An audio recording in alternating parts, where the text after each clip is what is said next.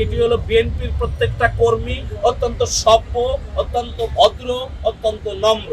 আপনি দেখবেন একজন আওয়ামী লীগের লোক যদি থাকে তার সাথে 10 জন বিএনপি আলাপ করে। ওবায়দুল কাদের ফ্যাসিস্টদের দোসর, সেই ওবায়দুল কাদের বলেছিলেন আওয়ামী লীগের যদি পতন হয় তাহলে বাংলাদেশের 1 লক্ষ লোক মারা যাবে। আজকে কি 1 লক্ষ লোক মারা গেছে? যে কাজটি তিনি করেছিলেন শেখ মুজিব, সেই কাজের তীব্র নিন্দা জানাচ্ছি আজকের এই ক্ষুদ্র পরিষদ থেকে। যে কথাটি বলতে চাই, সেই কাজ, সেই বহুদলীয় গণতন্ত্রের প্রবক্তা শহীদ প্রেসিডেন্ট জিয়া রহমান, যেটি পৃথিবীর ইতিহাসে ক্যান্টনমেন্ট থেকে উঠে আসা কোনো সামরিক অফিসার এই কাজ পৃথিবীর ইতিহাসে কোনো রাষ্ট্রে ঘটেনি। আপনারা গুগলে সার্চ দিয়ে দেখবেন, যেটি শহীদ প্রেসিডেন্ট জিয়া রহমান করেছেন। তার মানে বহুদলীয় গণতন্ত্রের তিনি প্রবর্তন করেছেন। আজকে আপনারা যদি খেয়াল করেন, তার হাত দিয়ে যে 19 দফা খাল কাটা যে কর্মসূচি, আমরা কিছুদিন আগে দেখলাম যে বন্যার পানিতে প্লাবিত হয়ে গেল আমাদের এইদিকে কুমিল্লা, ফেনী ইত্যাদি ইত্যাদি, আপনারা সবাই জানেন। এখানে নদীর নাব্যতার যে সংকট, সেটি শহীদ প্রেসিডেন্ট জিয়া রহমান বলবার চেষ্টা করেছিলেন এবং বুঝিয়েছিলেন। দীর্ঘ 15 বছর, 15.5 বছর বিএনপি আপোষহীন ভাবে আন্দোলন সংগ্রাম চালিয়ে গেছে।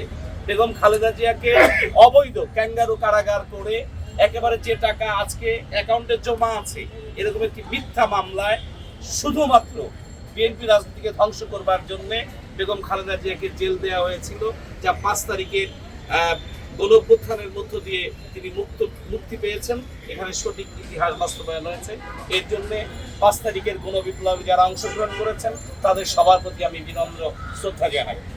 আমি নিজেও একজন 5 তারিখের গণঅভ্যুত্থানের সৈনিক। এই 5 তারিখের গণঅভ্যুত্থান নিয়ে যে কথাটি বলা দরকার, সেটি হলো ছাত্ররা সম্মুখভাগ থেকে আন্দোলন করেছে।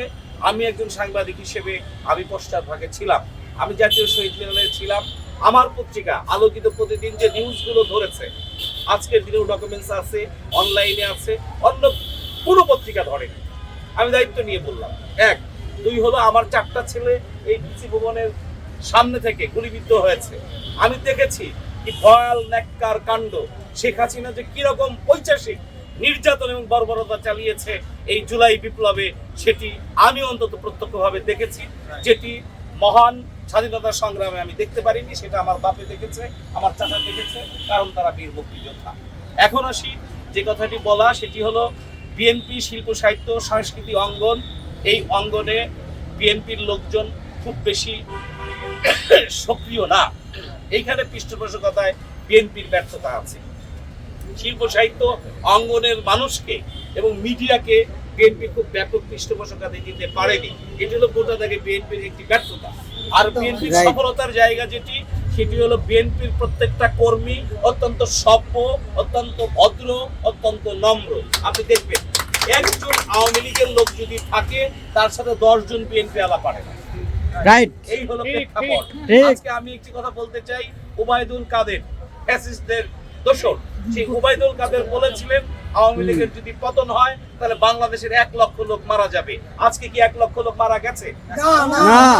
তো যায় নাই, যেহেতু সেহেতু কবি সাহিত্যিক বুদ্ধিজীবীদের যে কাজ হবে, সেটি হলো বিএনপি যে 15 বছর আন্দোলন সংগ্রাম চালিয়েছে ভোট এবং ভাতের অধিকার প্রতিষ্ঠার জন্য।